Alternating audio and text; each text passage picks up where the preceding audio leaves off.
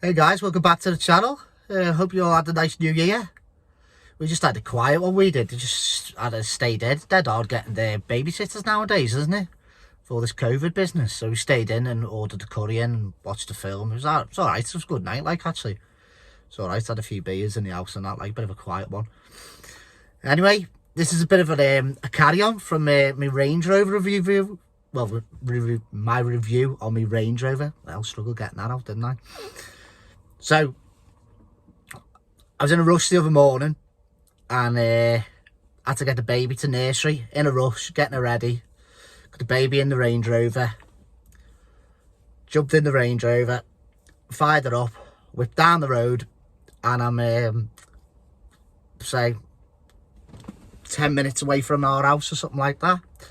And bing bong, little fault comes on the dash. I knew I was tempting fate by saying on my last video with the Range Rover that we hadn't had any faults or any issues with it. I knew I was tempting fate with it.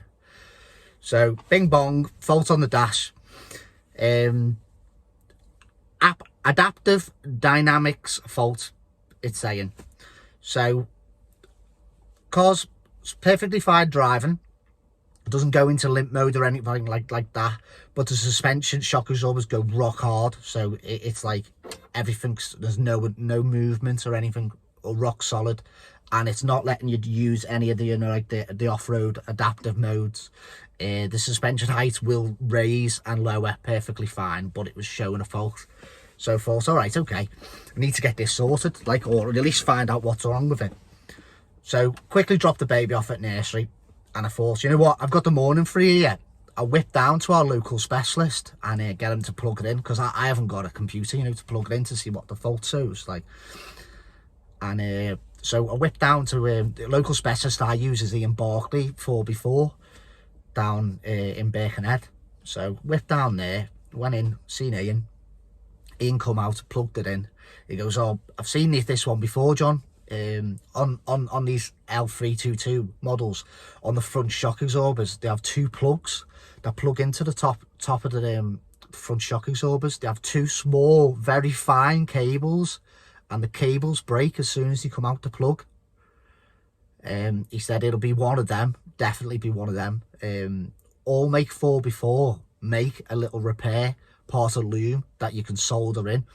He said, so you can buy the loom and it has the plug on it, and you can solder them in and repair it that way. So I was like, sound, nice one, Ian. Cheers for that, mate. So I whipped home and I thought, I'll have a quick look at this now, like, see what the deal is. So I had a quick look on eBay and I seen that all makes 4x4 do the loom pieces. I'll put a picture of it up now.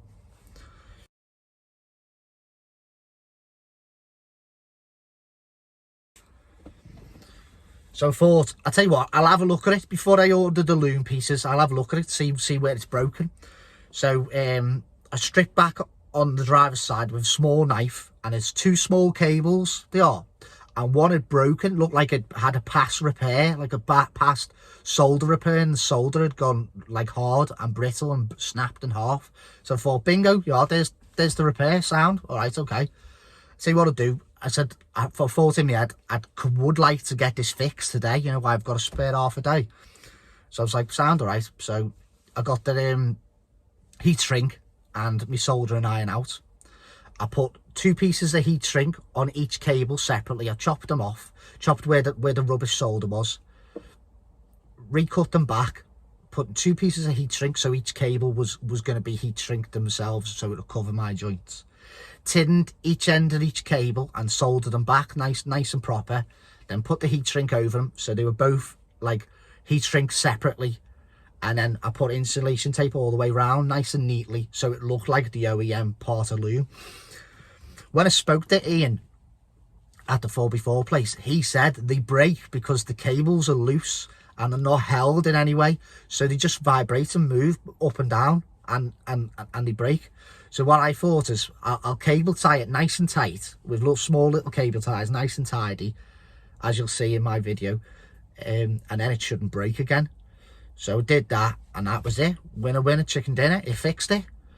Once I'd done that, I started the engine back up, and the fault had gone, completely gone. Everything was working back to normal, I didn't have to get the car reset, the code reset or anything like that. So I was buzzing, proper buzzing. So what I thought I'd do, I checked the other side and made sure that was all nice and wasn't no repairs. So the other side hadn't been repaired yet. So I cable tied that one up and made that look nice and tight, and so it wouldn't damage the cable again. So guys, this is the bit of loom that had broken away. As you can see, I've cable tied it nice and tight and nice and neatly and put some nice insulation tape. My brake was here. These two torque bolts come out. These two torque bolts come out and this top cap comes off, and there's a small plug with two small fine little cables coming out through this little grommet. The all makes 4x4 loom piece comes with the plug and the grommet and like quite a bit of cable, so you can join it further down. But my damage was only here, so I thought it's not really worth buying that item to repair it. I'll just resolder it and make a nice neat job of it. So I made a nice neat job of it, and I made sure I heat shrink each cable separately so the cables don't touch each other. And then I put nice tidy bit of insulation tape all the way around and cable tied so it won't move and won't vibrate and break again. Alright guys, hope that helps you. If you like the video guys, give us a thumbs up and please subscribe. Alright, I'll see you next time. Nice one. Take it easy guys.